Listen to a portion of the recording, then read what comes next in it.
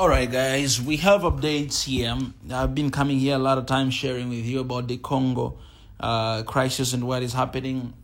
The rebels actually killed over 140 civilians in eastern Congo, Rights Group says, and this happened on July. Since July, on Wednesday, Human Rights Watch will report that the M23 rebels killed at least 140 people in eastern Congo DRC near Virunga National Park in July. So guys, these are just data in July. What happened in July, 140 people. Weeks after, I came here, guys, and share with you what happened at M23. They said there will be no more peace. They walk away from the peace deal that was actually initiated by Trump. They say, no, we don't want that anymore because this government is continuing to kill our people. Government has rejected, say that we're not killing their people. They're actually killing our people. I've shared the news of how, last week 50 people were killed. The week before that, 40 people were killed. Now you have a rising of Islamic rebel group, another rebel group that is associated with ISIS, has been killing people, going to the mosque, going to the churches and kill people. Anywhere, nowhere is safe. So the peace deal is off right now, and 140 people have been killed in July. Imagine, what about August?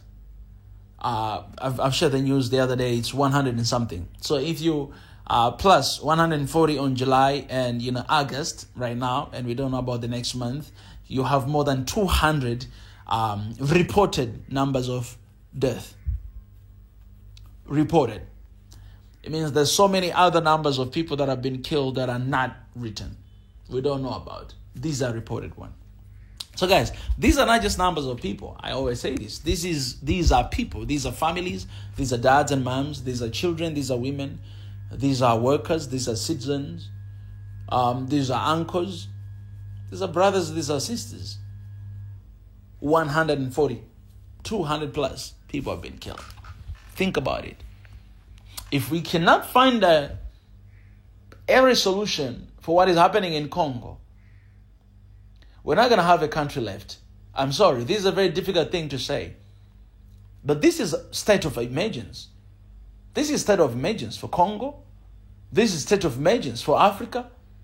This is state of emergency for East Africa. This is state of emergency for every single African across the world. If within a single month, 140 people are killed. What about for the past 30 years that this country has been in crisis?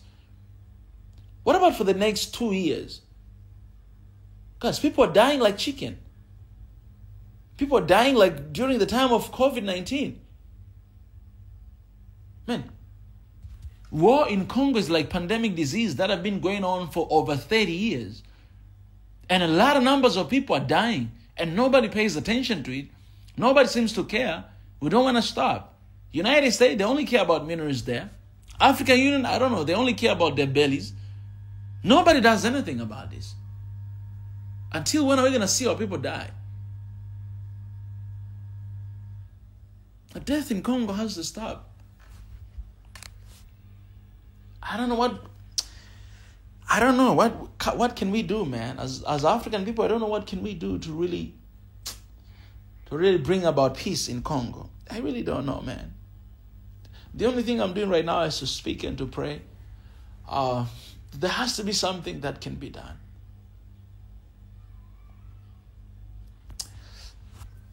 Man, there was a time I thought that I would make a difference. There was a position open up in African Union for peacemaker, something for African youth, and I applied for it. I got a recommendation later from PLO Lumumba. Shout out to my African dad and Haile from Ethiopia. And I sent it there. They never even responded to that application. But one of the job of those youth, they were choosing, 20-something youth or 50-something youth from Africa. One of the job was to actually go to different countries in Africa and to advocate for the peace.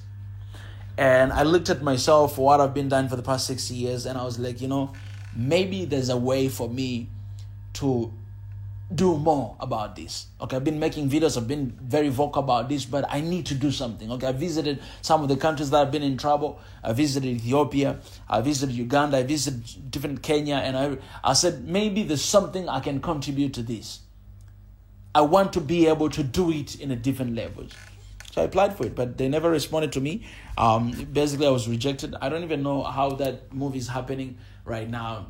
Then it got me thinking that maybe these people, maybe these organizations, they don't really want people who can actually bring about change. Because imagine, guys, I'm just doing this on YouTube and I'm doing this much. What if we were given access to actually impact our generation to these countries? What if we were given actually position to go and to bring about change? What? Man, we'll be able to do a lot of things. What if we'll be given the resources to actually actualize these ideas? Because what we're talking about is, we're not far away from the vision of 2063 of African Union. But the reason why I'm attacking African Union all the time, not because I was rejected, that's okay, because I keep doing what I do all the time, but because I kind of feel like this organization is not really there to work for the people. Because people who can actually bring change, they're not given a chance. I'm talking about PLO Lumumba. When we were advocating for him to become the chairman of African Union, he has the plan, he has the vision to actually implement it. But why do you put people who do nothing? They don't have any reputation. We don't even know them, what they've done in the past. And they get there, they don't do anything. So people who can actually bring the change and difference, they're not chosen. But they're choosing people who do not have any reputation. They haven't done anything for the continent. They're the ones who are going there. This is what I wished, because I was thinking about, Congo. If as a youth of Africa, go to Congo, have a platform there, really, man, I'm just thinking, man, it might work, it might not work, I don't know, but at least something would have been tried. And I think that's what we have to do. We need to try. We need to give our all. We need to do everything we can to bring about peace. But we are not doing enough. That's why you have 140 people, 120 people, 200 something, people dying every single day, like there's a pandemic something, and people are just being killed. Guys, it's a time to bring change in the continent, and for Congo has been suffered for so long time, and the only people can deliver Congo are Africans. Africans.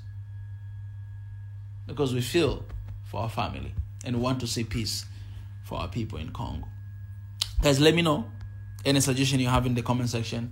Please help me out. And perhaps we can do something. We need your opinion. We need your hand. Sign up the petition down in the comment section. One Africa right now, one passport, one visa, everything. Help us out, guys, to bring that to pass by signing the petition in the comment section. I'll see you in the next one.